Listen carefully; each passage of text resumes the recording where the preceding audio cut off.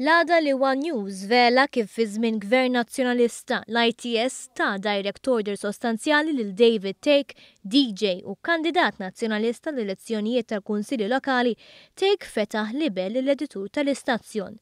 Permezz tal-avukat Andrew Borg Cardona, David Thake qal li r-rapportaġġ ta' One News huwa libellus. Ir-rapport ta' One News kien ċar ħafna.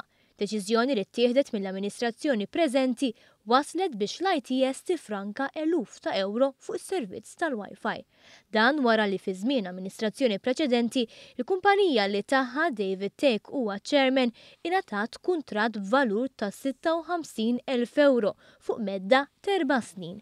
Dan biex tipprovdi Wi-Fi fl-ITS u mingħajr sejħa għall-offerti. War li kienu riveduti l-kuntratti, issa l-ITS qed tħallas 5,500 euro fis-sena l-istess servizz li l-kumpanija ta' Thake kienet titħallas kważi 3 darbiet iktar.